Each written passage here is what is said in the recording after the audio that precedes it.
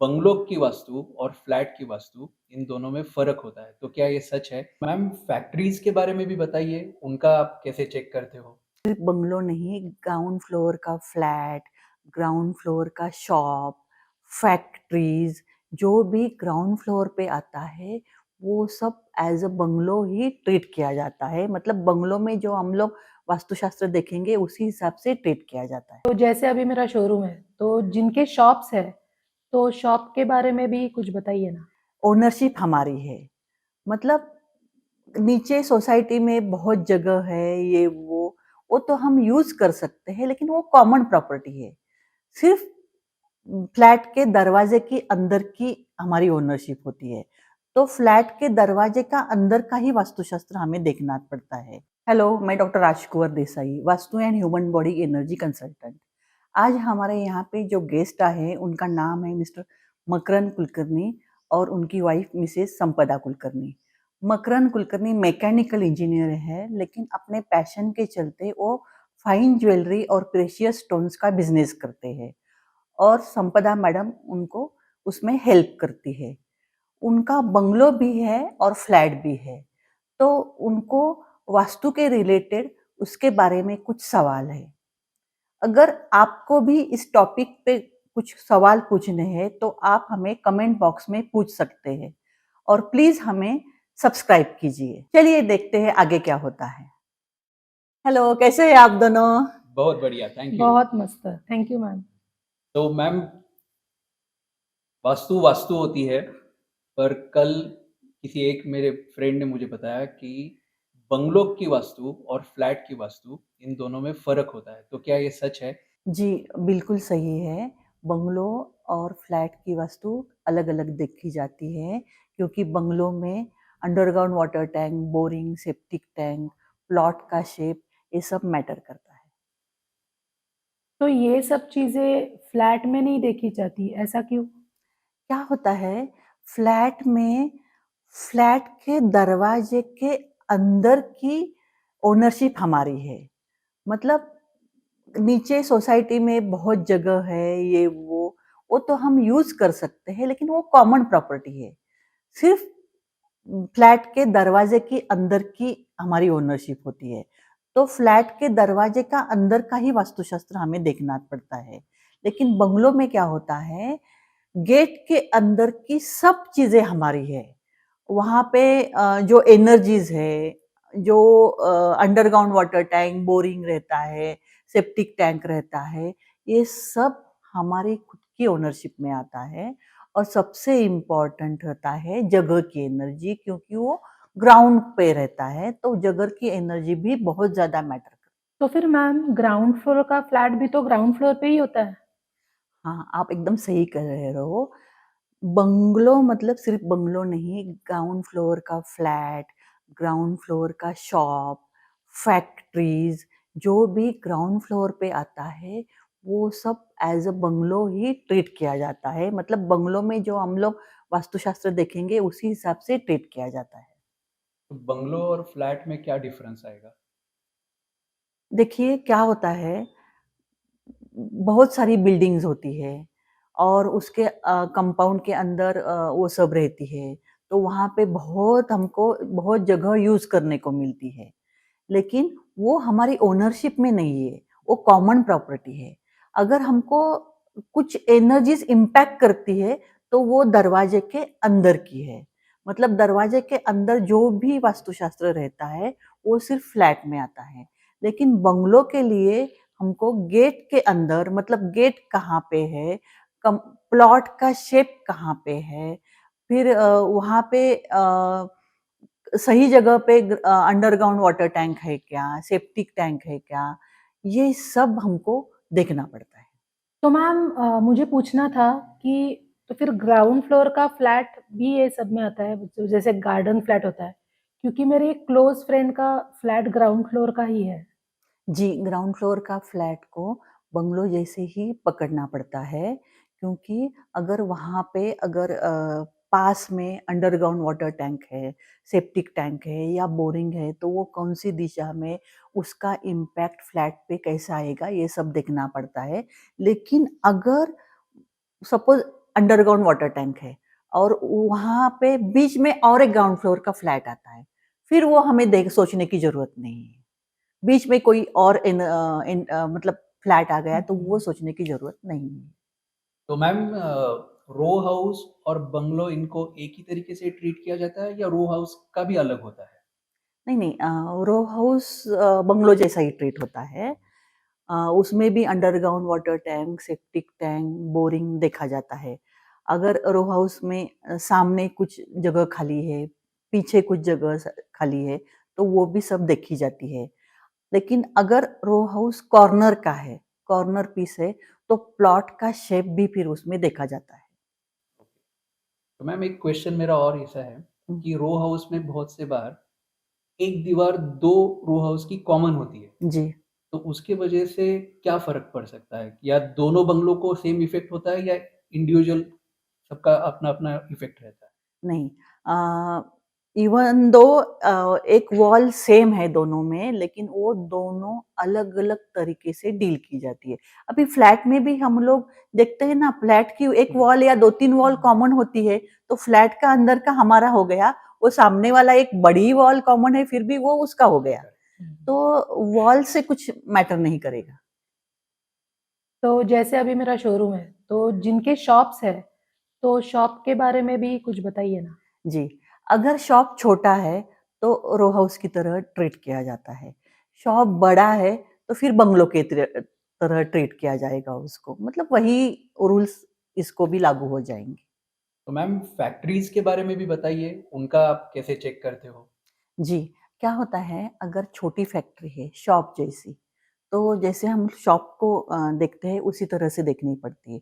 थोड़ी बड़ी है तो आगे-पीछे जगह है तो बंगलो जैसे ट्रीट होता है।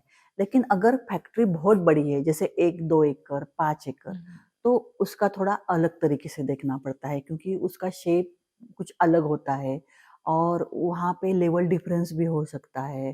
देन गड्ढे भी होते हैं बीच में बड़े कुआँ भी हो सकता है, तो वो थोड़ा अलग तरीके से बड़ी लेवल पे देखना पड़ता है।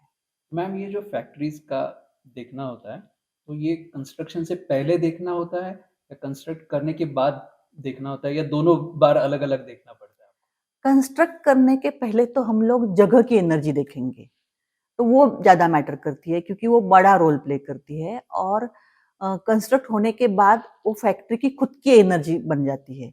तो कंस्ट्रक्ट होने के पहले अगर हम लोग वो लैंड देखें और बाद में तो देखना ही पड़ता है, तो दोनों बार देखनी देखनी पड़ती है क्योंकि पॉसिबिलिटी है एनर्जी चेंज हो जाती है। तो ये जो ऐसे बड़ी-बड़ी फैक्ट्रियाँ होती है, तो ऐसी फैक्ट्रियों के लिए तो उनको आपके जैसे लोगों की कंसल्टेंसी लेनी ही पड़ती होगी ना? अम, अच्छा रहता है अगर वो कंसल्टेंसी ले क्योंकि उसमें बहुत सारी चीज़ें इन्वॉल्व होती है। तो मैम आम तौर पे फ्लैट या बंगलो लेते वक़्त क्या-क्या गलतियाँ होती है और क्या-क्या प्रिकॉशंस लेने चाहिए, इसके बारे में हमें आप थोड़ा-सा बताएँ? जी। फ्लैट के बारे में बताएँ तो कभी-कभी हमें फ़ोन आता है कि मैडम फ्लैट बहुत अच्छा है, वास्तुशास्त्र के हिसाब से है, लेकिन सेप्टिक टैंक ईस्ट में है या आग्नेय में है, क्या करें, लें क्या? तो मैं पूछती हूँ, "सर कितनी बिल्डिंग्स है प्रीमाइसेस में?" तो वो बोलेंगे 5 है। "टोटल हुँ। कितने फ्लैट है?" 100 फ्लैट है। "आप कौन से फ्लोर पे रह रहे हो?" 5 "कौन-सा देख रहे हो?" 5 5th फ्लोर पे। तो ये इस टाइम ये सब मैटर नहीं करता है, क्योंकि वो कॉमन प्रॉपर्टी है, वो हमको नहीं देखनी है कि आपका अंडरग्राउंड वाटर टैंक कहाँ पे है, आपकी सेप्टिक टैंक कहाँ पे है, ये देखने की ज़रूरत नहीं है। कभी-कभी हमें ऐसा भी फ़ोन आता है, मैडम फ्लैट बहुत पसंद है, लेकिन प्लॉट का शेप बहुत अजीब है, बहुत टेढ़ा-मेढ़ा है। तो मैं पूछती हूँ कितनी बिल्डिंग्स है? तो बहुत ऐसे 10 बिल्डिंग्स है बोलेंगे और दो 200-500 फ्लैट बोलेंगे, फिर वो 12th फ्लोर पे रहने वाले हुँ। हैं बोलेंगे। तब वो केस में प्लॉट का शेप हमारे लिए मैटर नहीं करता है। सिर्फ़ हमें फ्लैट के अंदर के वास्तुशास्त्र देखना पड़ता है। मेरे पास इसके एकदम अपोज़िट भी एक बार केस आया था। एक जेंटलमैन थे, उनकी पूरी लाइफ़ उन्होंने मुंबई में बिताई थी। वो जॉब करते थे बहुत अच्छी पोस्ट पे थे, उनकी बहुत ग्रोथ हुई, एक सोसाइटी में रहते थे। तो वहाँ पे रिटायरमेंट के बाद वो गाँव चले गए और उन्होंने सोचा मैं अभी यहाँ पे बंगलो बनवा के आराम से रहूँगा। और उन्होंने बंगलो का डिज़ाइन किया तो उन्होंने साउथ ईस्ट में सेप्टिक टैंक डाला। मतलब जो बहुत गलत है। नैऋत्य में पानी की टंकी डाली, बोरिंग भी नैऋत्य में लिया। तो किसी ने उनको सजेस्ट किया कि आप जाओ मेरे मतलब मेरे पास वो आ गए। तो मैंने वो डिज़ाइन देखा, तो मैंने पूछा कि सर आपने ऐसा क्यों डिज़ाइन किया है? तो वो बोल रहे थे कि मैडम मैं मुंबई में रहता था, तो वो सोसाइटी में सब ऐसा ही था और वहाँ पे मेरी बहुत ग्रोथ हो गई। तो मैंने उनको पूछा कि सर वो प्रीमाइसेस में कितनी बिल्डिंग्स थी? तो वो बोलते हैं 10 बिल्डिंग्स थी मैडम। और कितने फ्लैट्स थे? तो वो बोलते हैं कम से कम 1000 फ्लैट्स तो होंगे और वो 12th फ्लोर पे रह रहे थे। तो जब ऐसा होता है तो ये चीज़ें मैटर नहीं करती है, तो उनको मुझे अच्छे से समझाना पड़ा कि सर बंगलो आपका इंडिविजुअल है, तो आपके ऊपर ये सब मैटर इम्पैक्ट करेगा। लेकिन आप जहाँ पे रहते थे, अच्छी बात है वहाँ पे ग्रोथ हो गई, लेकिन तब क्यों नहीं मैटर कर रहा था, इसलिए उन्होंने बहुत मेरा सर दर्द क लिया, लेकिन उनको लास्ट में समझ में आ गया। तो मैम जैसे कभी-कभी आपने अभी जैसा एग्ज़ाम्पल दिया, तो किसी से अगर लेते समय कुछ गलती हो गई, तो क्या इसको सुधारा जा सकता है? अ, वो गलती क्या है इसके ऊपर है, लेकिन मेरे हिसाब से ऐसी कुछ गलती नहीं होती है या ऐसा कुछ नहीं है कि जो सुधारा नहीं जा सकता। हम उसके ऊपर रेमेडी कर सकते हैं। लेकिन अगर आपको कुछ लेना ही है तो सही ले ले तो अच्छी बात है, रेमेडी बाद में करने से अच्छा। ये हमारा करेक्ट, इंटेंशन रहता है। Right, right, thank you. Ma'am एक क्वेश्चन ऐसा है कि आपने हमारा बंगलो देखा हुआ है, हुँ, पर ये बंगलो जो है ये 25 साल पहले हमने कंस्ट्रक्ट किया था। अब समय के हिसाब से वो थोड़ा-सा छोटा बढ़ रहा है क्योंकि मेरी शादी हो गई, मेरे बच्चे हैं, मेरे भाई की शादी हो गई, उसके भी बच्चे हैं।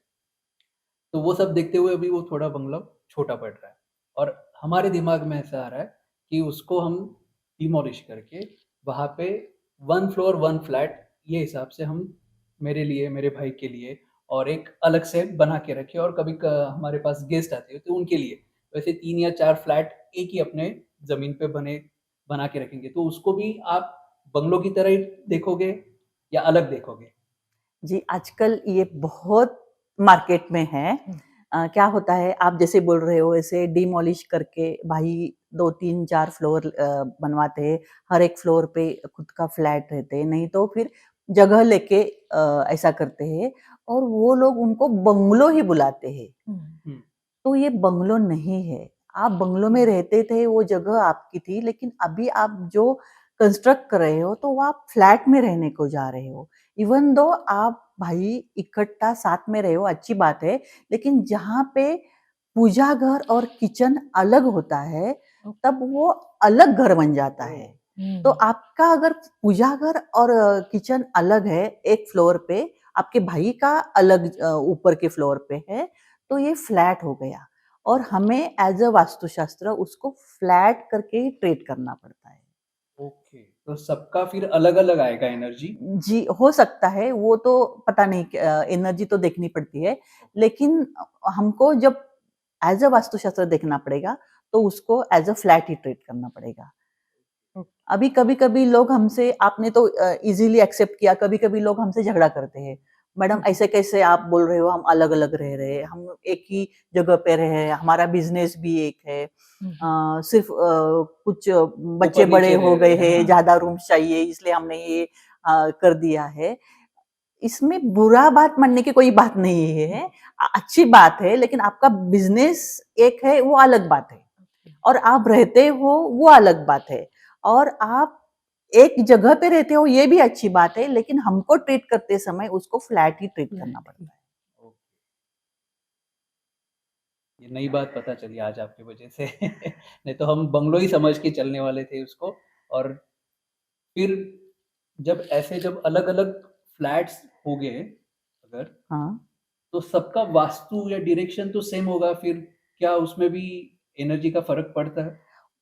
अ, पढ़ सकता है, नहीं भी पढ़ सकता, बताना बहुत मुश्किल है।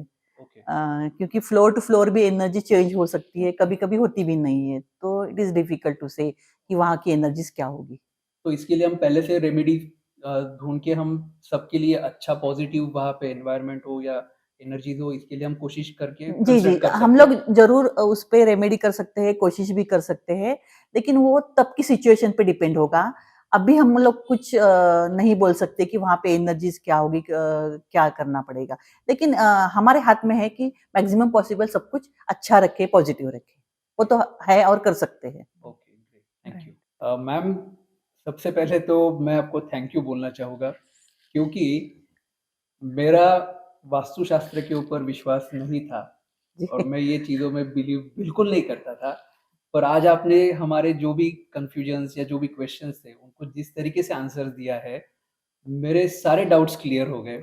इनफैक्ट मेरी वाइफ़ का आपके ऊपर, आपके इस वास्तुशास्त्र के ऊपर जितना विश्वास था, वो मुझे आज खींच के लेके आई कि नहीं, आज आप चलो और आप मैम से आपकी जो भी कॉन्सेप्ट्स है वो क्लियर करो। आपने जितने भी आंसर्स दिए, उसके वजह से आज मेरा भी वास्तुशास्त्र के ऊपर बहुत विश्वास बैठ गया है। Oh! So thank you so thank much, you this so is much. Big deal. Thank you. हुँ, और मैम कभी शोरूम पे आओ, बहुत अच्छी डिज़ाइन्स आई है। श्योर, श्योर, ज़रूर आऊँगी। Thank you ma'am, thank you so thank much. Thank you you so so much ma'am. Much. Thank you.